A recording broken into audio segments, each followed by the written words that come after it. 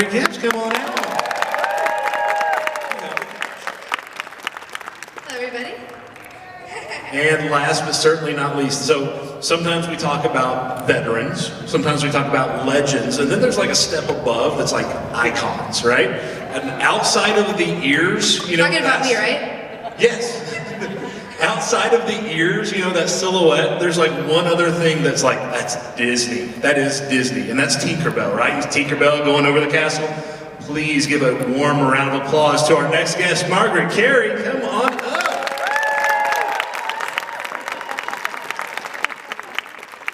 I'm sitting on the couch, everybody. I'll be right with you. You made it. Yay! Hold on, I'm not down yet. Okay, yeah, we're all clear. So, as Scott was saying, this is a Q&A, which means you get to ask the questions you want to ask. We have the microphone right over there. And I know it's the first day, people get the jitters, like, oh, I don't want to ask the first question. It's okay, go ahead and ask the first question. That's what this is for. If we don't get through all the questions, that's my fault, not theirs. I'm the bad guy that has to keep us on time. So if you don't get your question answered, please stop by and visit them there at Nostalgia Alley right out here on the celebrity floor. So be sure to stop by and say hi to them. And we've got questions coming. I'll get to you in just a second because I want to talk first.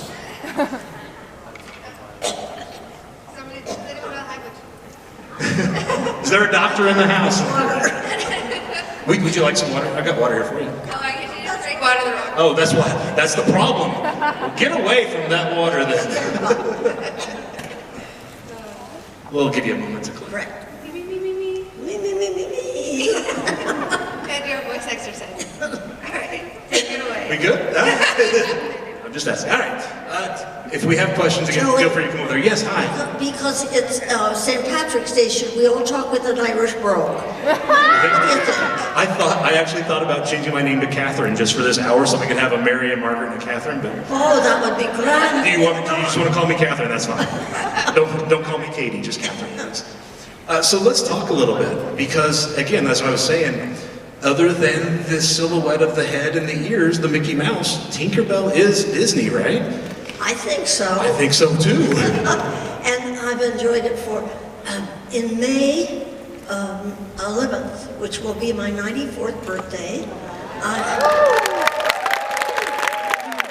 will have been in show business for 90 years. Wow. And yes, and I've had a wonderful time. And of course, Tinkerbell is the best thing that ever happened to me. And I think you all adore her. I adore her. And I adore you too. Tinkerbell's a little cooler. But I want to announce that in February 5th, the last month, it was the 70th anniversary for the movie Peter Pan.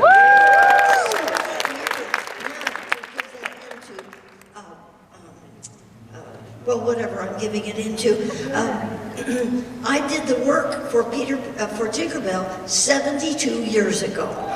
It doesn't seem like that. It seems like everybody knows Tinkerbell, and the little kids that come up and talk to you are the big guys who come up and show the tattoo on their arm. They're all named Michael. I don't know. But it's just been an absolutely wonderful time, and you know show business, and there's nothing like it. Yeah, absolutely. Now, there's a discussion going on in the culture about nepotism babies. Mary, how did you land the job? How did you land that job? Can you use that word in a sentence, please? Tell us a little bit about how you got roped into having to be in the booth. Yeah, so I was 2.5 to 3.5, and just kind of fell into the role. My dad was a storyboard artist at Disney and Pixar for over 30 years. His first movie was actually Cool World, and then went on to... Oh wow, that's... Yeah. And then Pocahontas after that, and then switched over to Pixar. Obviously was working on Monsters, Inc. And originally they just needed a little girl to draw. And so by no means were my parents trying to force me into the business or anything like that. But I was brought in, I would just play around my dad's studio and they would sketch me. And then as the movie progressed, they're like, well, she's doing great. She's a natural born star. And so from 2.5 to 3.5, not really, but I would just follow around with a microphone for a year of my life. But yeah, that's what got me started. And yeah, it was cool to be a part of that. And 20-something years later, it's still being an iconic movie, not as iconic as Peter Pan, but But yeah, iconic. Well, honored to be a part of it. Yeah, absolutely. Did we have any questions? Did you have a question? Are you in line or are you just sitting there? Okay, I can never tell with the lights up here, so I'm sorry. If I could add to that. Yeah, go ahead, please do. I started in show business when I was 4 years old. And I was adopted. My mother passed away. And of course, I was born in 1929. I caused the Depression. Everything went right downhill after that. It was just an amazing time. And my mother passed away. And I was adopted by two people who were old enough to be my grandparents. They both were born in 1883. Now try that one on. So I went into show business not knowing what was going on, but it was important because I could make $6.50 a day working in the movies. And the 50 cents was for car fare, and I got to hold it in my hand as we drove home. I had to give it back, of course. But the point was that I was there because that's what you had to do to make money. You could buy a steak dinner for 75 cents at that point. So that was great pay for a kid. And I took to it, enjoyed it. I thought that everybody was a little bit nuts, but nobody ever asked my opinion.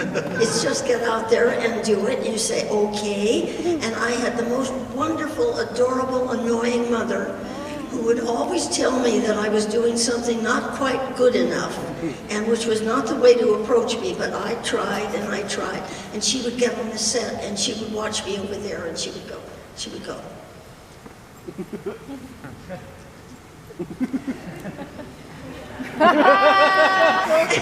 And she acted out most of the day doing that.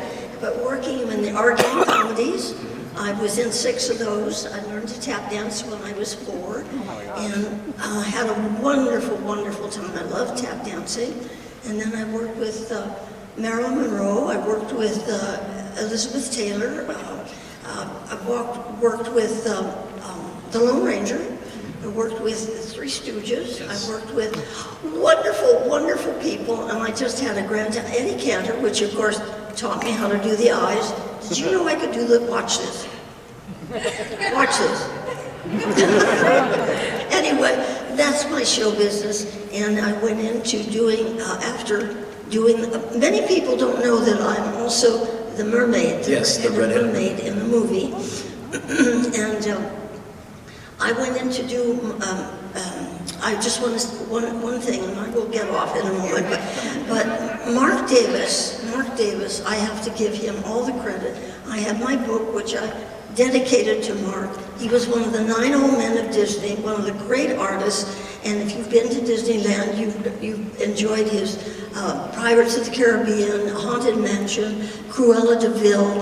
It just goes on, and of course Tinkerbell and Mr. and Mrs. Darling that were in the... So he's the one who cast me in the role, and I always want to give him all of... And a little bit later, if we have time, I will do the little paragraph out of James M. Barrie's book, the only description that he ever had for Tinkerbell, as far as we know. So I have had a wonderful showbiz time, and showbiz people are the greatest, and you're the greatest because you're part of it, whether you say it. And I think that's about my rambling that I'm going to do another time. There could be, okay. So you both got into the business at a young age, and yet you're both so well-adjusted as adults. What kind of kept you both well? My parents pulled me out of it. What kept you sane? I did a couple auditions after I was 5 when the movie came out, and I walked into one audition. It was for the niece in Santa Claus 2 with Tim Allen, and we walk in and there's all these pageant girls with their moms doing this. Yeah. You know, and I came from Disneyland and I had a flannel shirt on and a stain down my shirt, and I got the role, but we realized it wasn't like for me, and I got put in public school and lived a normal life. So that's why I'm not insane, but Margaret, tell us your secrets. Because you seem pretty sane too. So. Well, the biggest difference too was I did not really like making movies. Oh my dears, It is so boring, I cannot tell you. And particularly if you were a child actor, because you could only work 20 minutes out of an hour in front of the camera, and then you could only work 3 times for 3 hours a day, and then you were stuck in this little room with a lady who loved you. I mean, she was a social worker or the teacher, and you had to whisper the whole time. And then they gave you books to read that you couldn't and had nothing to do with what you were doing. And then they would go the next day and do it all over again because they changed their minds. And then I found a thing called television, where you did it once and that was it. And you blew it, you blew it. If you didn't, you said, patted yourself on the back. So it moved me into a whole new structure of television. I did 172 half-hour shows for ABC, for Charlie Ruggles Network. And back to back, I mean, it was something I never thought, but you did it, you know? But I don't like the stage. Really? I don't think anybody could get me to do a stage play. I don't want to do the same thing over and over again. We're all different. When anybody asks me, how do I tell somebody how they should study for show business? I say, pick the area that you want to do. Stage acting is so different than movie acting, that is so different than television acting. You know, you could go on and on. So pick one that you really would be interested in doing. Can I stop for a minute and tell you something? Yeah, go ahead. Did you ever hear of eyebrow acting? I'll bet not. But one of the things that I learned for television for doing commercials, and then I'll shut up, I promise. I'm curious about this eyebrow acting. And, well, you know when you're eating something, right? And the sponsor wants you to look like you look. Well, we would go, like that. No, you wouldn't get the job. What you go is, oh, with the eyebrows up. And that's how you got the job. So if you were doing television commercials, and that's a whole different part of the business, which is great fun, great fun. That's what you learn the tricks. That's what you learn how to do it, and that's what you enjoy. So some people are in show business, and for example, in the movies, I didn't like it. I didn't. I like television. So it explains where we move around and we're free to figure it out ourselves. Or a little darling, annoying mother will tell you. And you've both done voice work as well. You talked about the radio, Yes. but you've done plenty more, obviously, Boo, but then also you've got the podcast, the audio drama, the 7 episodes. Tell us a little bit about that and what the difference is between that versus stage or cartoons or commercials or what. Yeah, so growing up, people would always ask me if I wanted to get back into voice acting, and I knew I didn't want to just go to a million auditions, but I always knew, you know, if just somehow I was in the right place at the right time or whatever, and I'd fall into my lap, then I'm not going to say no. And so at one of my Comicons, I started doing cons about 4 years ago, I was approached by C. Andrew Nelson. He was one of the voices of Darth Vader, and he did a lot of the special effects in Star Wars. And he's producing this audio show. It's now an LLC called Adventurous Ideas, but the audio show that they're producing underneath that is called Heroes of Extinction. And that's about the superhero that as he gets older, he's losing his powers, and he's looking for a second in line. And so Andrew approached me, and he was like, and that character is Janessa, and he approached me, he said, I see you as one of the main roles in this audio show, and it's kind of like an homage to like old radio shows. And I told him, I was like, you know, I've never acted. I was followed around with a microphone, but he's like, no, I have faith in you. And so, yeah, and I used to do like musical theater, and I actually liked stage shows when I was younger. And then I auditioned for Wizard of Oz in 6th grade, and they made me do it in front of all the 8th graders, and I froze, I cried, I ran off stage. So ever since then I have a little bit of like PTSD from that. And so especially when Andrew approached me, he's like, oh, you want to record? I'm like, I'm gonna freeze and cry. But anyway, he's a really good director, and he really talks me through it. And so yeah, I call that like dipping my toe back into voice acting. And Heroes of Extinction, you can find the first episode on YouTube, and everything else will be released on podcasts and Spotify and stuff. But yeah, no, it's a lot of fun. Andrew's really good at like, if I have to be mad, kind of describing a scene or a situation in which I would be mad, and then like, but it is hard to try to like conjure those emotions like out of thin air, alone in a booth. with your director on Skype, you know. Right.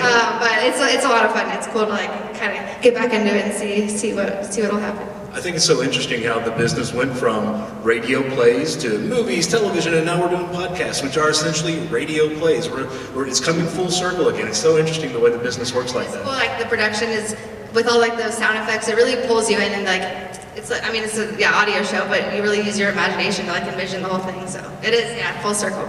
Well, you were talking about voiceovers. When I did the Redheaded Mermaid, I was just in seventh heaven because Mark Davis said, would you like to do it? He always asked, would it be convenient for you to come? I've never been where they asked whether it was convenient, you know, you would show up or else. Anyway, many of you know the name June Foray. Well, June was the dark-haired mermaid, and we stepped outside after we did the track for the scenes, and we had gotten there at 1:30 in the afternoon at Disney Studio and went to the sound stage, and we were rehearsing, and then we would do the voices, and we would try all kinds of Tony voices, you know, reminds you do, you know, kind of thing, and whatever it was, and they would say, no, we want this, that, and the other. So afterwards, Connie Haynes was the blonde.